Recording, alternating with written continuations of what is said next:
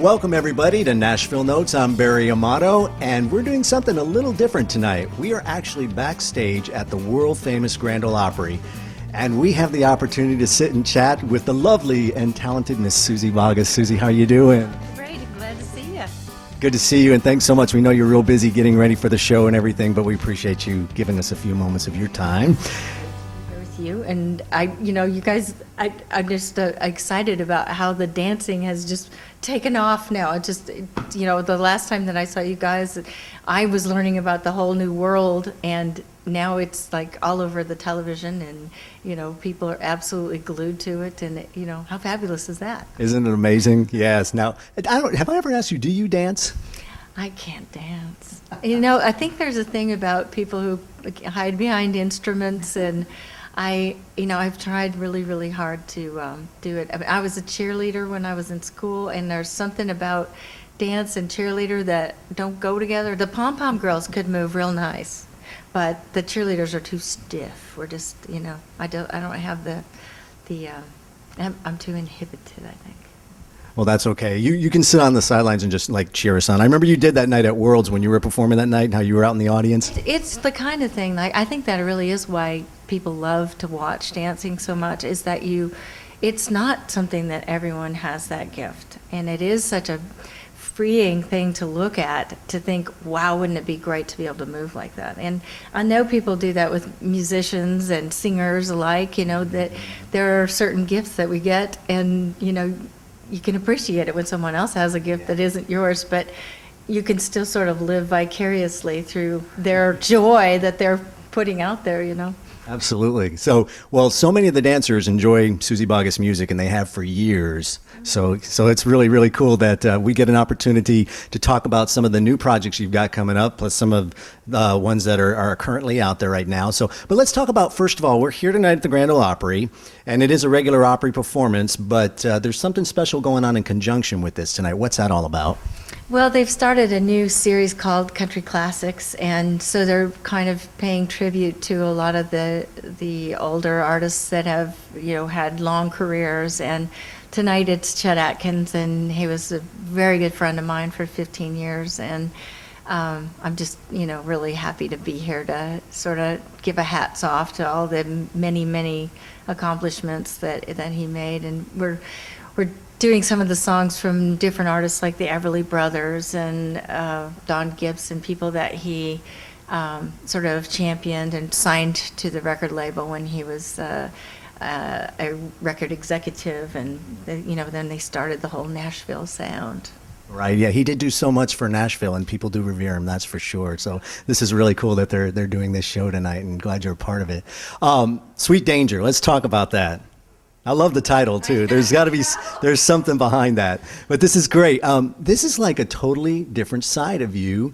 Of course, everybody knows Suzy Bogguss, the accomplished country artist, but this is actually showing a different side, which is cool because we get to expose Suzy Bogguss as an all-around vocalist that you are. So tell us a little bit more about this project. Oh gosh, well, the reason it's titled Sweet Danger is that the whole project came about because I was having dinner with a friend of mine who's a New York jazz producer. And he and I met years ago. We did an album of Elvis Presley songs for kids called Blue Suede Sneakers. And he and, there were different artists along with me on this project, but he just had such a good time in Nashville. And I had put together some of the really kind of classic country players in town, and he just ended up really getting into the sounds and pulling some of those players to New York to do different spots on things. And so for years, he would come out to whenever I was playing in New York, he would come to the show, whether I was playing at a fair or if I was playing at, a swanky club downtown. And I'd done the swing album with Ray Benson from Asleep at the Wheel, and I was touring that, and Jason came to the B.B. King's in New York City to see our swing show. And afterwards he says, okay, well, what are you going to do next? You've already done a swing album, And I just said, I don't know, what are you doing? And that was sort of the danger of it, is, we've been friends for a really long time, but really never crossed our minds to make a whole album together. And so I sort of opened the can of worms, and it was sort of a dangerous thing to say because, I didn't know if I could do a jazz album, and I didn't know if, I didn't know what we would come out with or if I would get into some waters that I just was not comfortable in. So we opted to just sort of start small and do a few songs. And once he put all these players together, all those New York cats, from the Dave Letterman show and Saturday Night Live, and these people that you've seen a million times on television. And I walked in the studio and just thought I had a nervous breakdown. But we really, I think the first song we did was the only cover on the whole album, and it's the Chicago song, If You Leave Me Now. And we did it real kind of, I don't even know, you probably know the beat better than I do, but it's kind of, a Latin beat. Yeah. And I was really scared. And then I called my husband, I said, I don't know what this is coming out like. It's not going to be country. And he said, just relax, just let it flow and have a good time and, see what happens. And I came home with 5 songs that we recorded, and everybody I played them for just said, well, this is awesome. It's, it's acoustic. There's a lot of gut string guitar. But there's such a groove to all the songs. And then I ended up writing the rest of the album. I wrote 7 songs on the record. So I wrote a lot of it sort of based on some of those more Latin feels and things that I still felt comfortable with. Some of my first songs that I recorded, like Cross My Broken Heart, had more of a Spanish Latin feel and less of an islandy feel. But, I realized that if I let them carry me, that I could go places that, I'm not an accomplished enough guitar player to do some of the things that they could do. So it was a great ride. I bet. Well, I was listening to the remake that you did on the Chicago song, which is a real nice slow cha-cha, which I got to tell you right now, yes, it's a cha-cha, yes, and which I've got my name stamped on it. I am doing a dance to that one, so hands off, choreographers, okay? Yeah, it's got the whole album, whether you realize this or not, a lot of the line dancers, a lot of the choreographers, they migrate to those nice slow cha-chas and what we call a nightclub two-step rhythm, which are ballads. So you've got so many songs on this album that really have dance written all over them, whether you realize it or not. Well, like I said, it grooved so much for me, which I love. I started playing the drums before I played the guitar, so I have always had like a passion for that. I'm not gifted in that way. I don't have that kind of groove. But if somebody will lay it down for me, it catches me up in it, and then I'm there. Yeah. But it was, Chris Parker playing the drums, who's, played with Bob Dylan for years and Saturday Night Live, and I had, the best bass players in the world, Will Lee, and I had James Genus, I had T-Bone Woke, and playing accordion, and some of the guys from my band came in, and so they sort of interjected their acoustic styles underneath, and it was just really, it was really fun for me when I get to do like a piece of my concert and we pull in that material. I feel like I'm wearing a different hat, like I'm someone else, almost like I'm playing a role. It's really fun. Right. Well, tell me, because you've recorded, the majority of your career has been based out of Nashville. So going to New York and recording up there, was the vibe different than recording in Nashville? I mean, there's a certain feel that you obviously know of what it's like to record here in Nashville, but to take it to a whole different music industry, so to speak, how did that play out? Well, part of it was that, I didn't know these guys very well, so that was very exciting, and also I was a little apprehensive, but they don't have the schedule that we do. In Nashville, it's like, it's a 10 o'clock session, and yes, exactly, you get there at 9:15 and get your drum set up. Well, we were supposed to start at 11, which is, still pretty loose, and people did not even get there until 12:30, I think, was the first, when the guitar player got there, and then the drummer was caught in a traffic jam because, how that happens out there, and you can't do anything about it. So he didn't get there till 2:30. So then we had to set up the drums and test the drums, and by the time we really got down to recording, we ended up recording till almost 2 o'clock in the morning.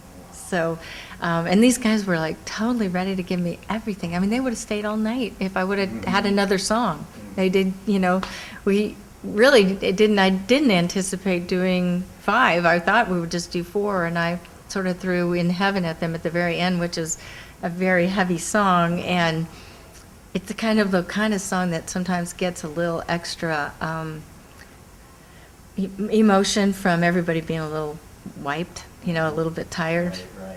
So, and in fact, when Chet and I recorded Sorry Seems to Be the Hardest Word, it was real late, and Chet was really tired, and the band was really tired, and we just kind of said, what the heck, we'll just lay one down, and we'd come in tomorrow and listen to it and see if, if we can do it again better. And it was perfect because it was so late. Right. Kind of had that late night grease on it,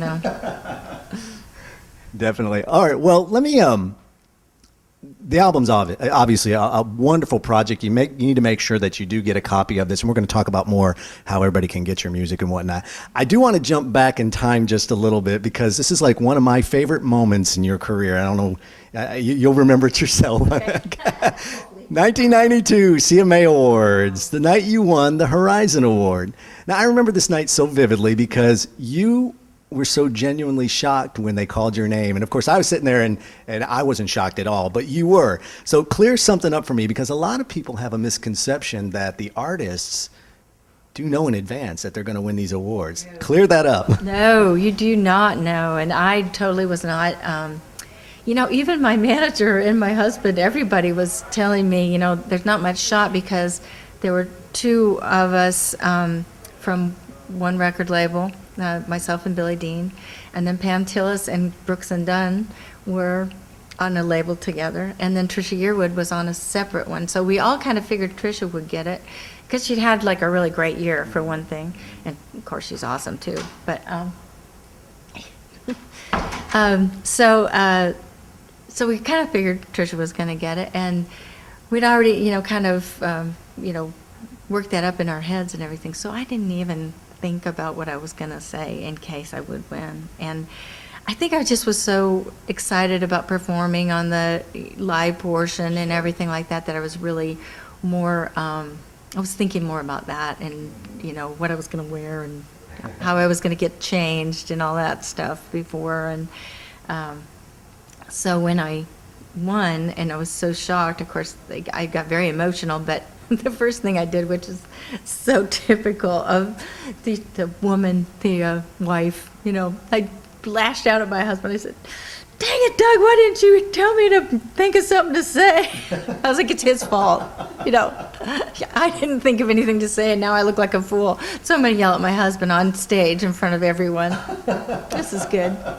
Well, I remember that night. It was one of my favorite CMA moments. It really was. And we were so thrilled because my wife, Darian, and I, we've always been just great big fans of yours and have always enjoyed everything you do. And speaking of diversity, I mean, you have been involved in a lot of different recording projects that really have stretched you into so many different areas. I know you talked about the Ray Benson project. What are some of the others that you've done? I mean, of course, we talked about Sweet Danger, Ray Benson, but there are other things that show your versatility. What are some of those? Well, a lot of those collaborative things that we did where you get the license to record a very famous person's song, that is just such a gift. Because, I would never attach myself to an Eagles song unless I got, here's a reason to do this, because I would be so afraid that it would pale in comparison. So when we did the tribute album to the Eagles, The Common Thread, Don Henley called me. He said, "I want you to sing Take It to the Limit." And I was like, "Whatever you want, Mr. Hanley." But you want me to sing it backwards? I can sing it backwards. I don't care, whatever you need. So, so that's, that's kind of stuff is really fun. And the Beatles song I did with Chet, All My Lovin', that's a funny story because I actually have the tape. You remember when we had Codaphones with a little tape, little cassette? And he and I had just finished making an album together. And he called me to tell me that they were doing this compilation record of Beatles hits, and I think it was it was a benefit too, and it was a really cool project. And he says, so I've been thinking about it, and they want us to sing one of these Beatles songs, and I thought we could do the one about love, and you're going to sing it in A. And the reason he said that is that I just kept pulling these girl keys on him, where he'd have to play an A flat or D flat or something horrible. As a guitar player, it was like he was contorting, to make this song happen. And, he's Chet Atkins. He can't use a capo. Oh, no. And he had just about had it with me and my, keys. So he was telling me, this is what key you're singing it in, and they called me first. So you're singing it in the key that I'm going to play it in.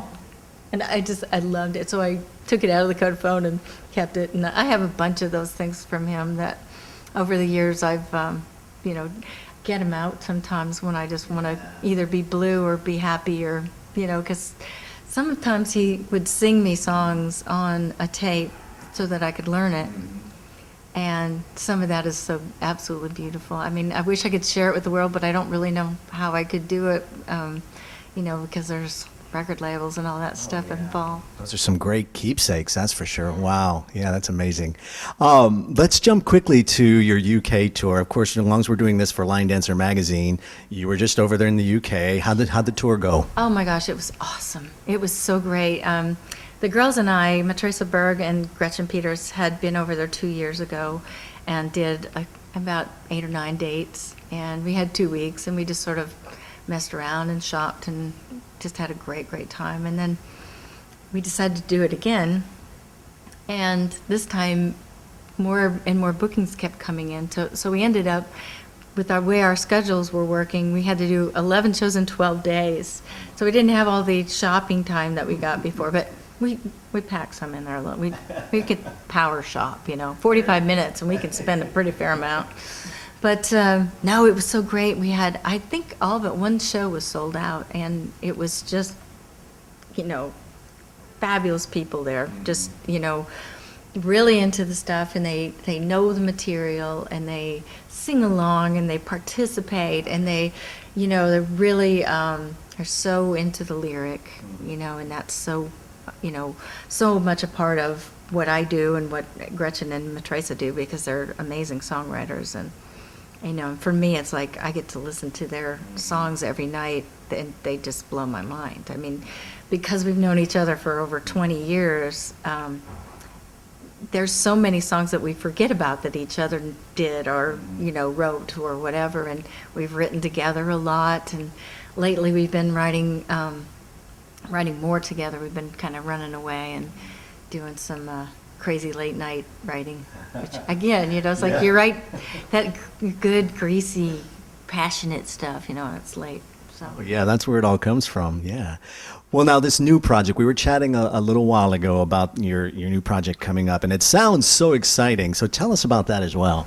Well, it's real different. It's like I feel like I'm jumping all over the place. Like people must think that I'm just a little flibberty gibbet, but I get inspired by something. Something will really kind of get like a burr under your saddle type thing. And I was out with Garrison Keillor, a Prairie Home Companion. He's the developer, and he's been around for 30-some years on public radio with this program where he brings kind of old-timey music on the show, and he does really clever sketches, and he's very talented. But I just finished a tour with him last summer that was very harried, and while we were out, we had to sing a lot of different folk songs. He would just sort of pull old hymns and folk songs out kind of randomly as we would go from city to city, and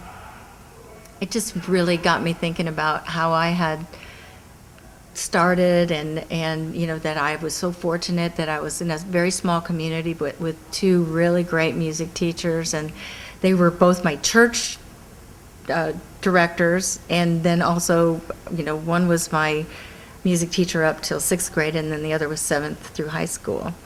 And they just were really into it, playing the piano when we were singing way down on the levee in old Alabama. It's like, it was great. And it was so, when you're a youngster, and you're learning those folk songs, it was so, we'd sing them on the streets. We'd get on our bikes and we'd be bellowing down the street just singing songs and, eventually making up harmony parts to it. And I don't know if I hadn't had that opportunity to just be so free, because they were so easy, those songs. They were, it was like water out of the faucet, And, I was talking to a girlfriend who has a daughter in school here, and the way that they've got the school system worked out, they get 6 weeks of music per year for their whole school system, and also in art. And I just got really thinking that we need to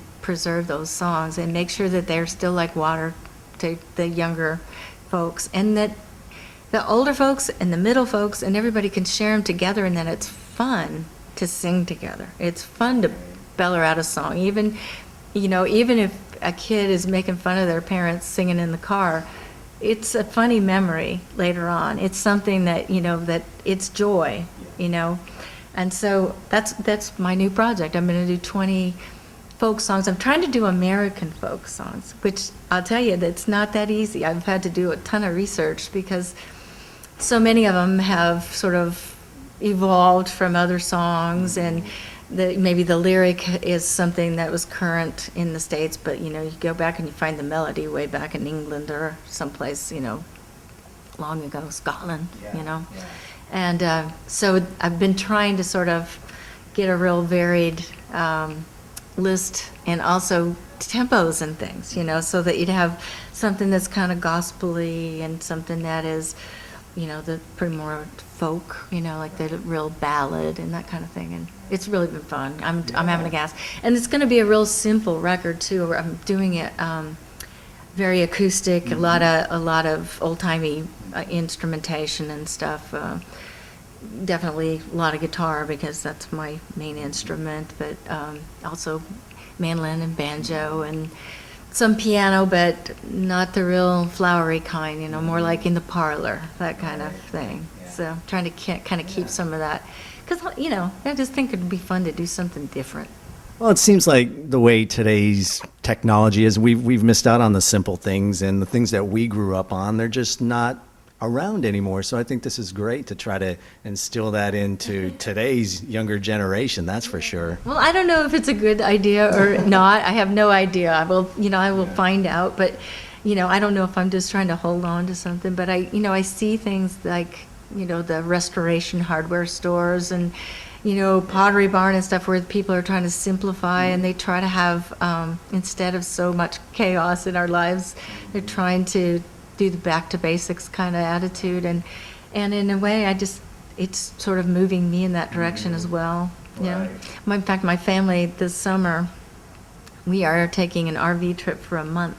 Oh, right. And we're doing the national parks. And wow. It's going to be, in fact, we're going to put it all on my website, so you'll have to come to my website. We're doing little webisodes, and my son's friend Lauren is my best friend's son, and he's coming with us from California. So we have the 2 dogs, the 2 14-year-old boys, my husband and I, in an RV. And I'm playing all these shows in between while we're going from one part to the other, and they're all just me and my guitar. Mm-hmm. And the boys are going to be getting guitar lessons and sound lessons and hawking the merchandise lessons. And they're going to have lessons, and it's your turn to take the dog out first thing in the morning too. So and please save it from the bear. Save the dog from the bear, please. I smell reality show here on Suzy's website. This is going to be great. Little snippets, and I think they'll be really funny. So That'd be great. Well, you never know what that'll spawn. I mean, I don't think that you and your family don't even come close to the Osbournes. No, we're not anywhere close to that. Yeah, and that's I have no desire to let people into my most private arguments. Absolutely. That's almost the kiss of death to all those people's relationships. It seems like. It seems that way. Well, I'll tell you, this has been great talking to you. I know we could sit here for the next 2 or 3 hours and we haven't even scratched the surface of all the things you've done. Well, we can't do it all on camera, but we need to go to dinner sometime soon. Absolutely. I'm going to hold you to that one. Yeah, definitely. Well, we want to wish you all luck in the world with all these projects. Now, as far as where you can get all Suzy Bogguss music, now, obviously they can go to SuzyBogguss.com. That's the best. That's really the best place to do it, unless you happen to stumble onto it in a music store, which, you know, it's been circulated out there to some of them. I know, like Borders and those kind of places. But I think really that the online or iTunes, that kind of thing, it just seems like these days, unless it's like your heart's desire that you want the piece of paper in your hand. Because I know some people, it's very important to them to have all the liner notes that way, but we put them all on the download as well. So when people download it, they get the whole shebang. So. Okay, so SuzyBogguss.com, MySpace page, do you have one? Yeah, MySpace, Facebook, all of them. Wikipedia? Probably Wikipedia.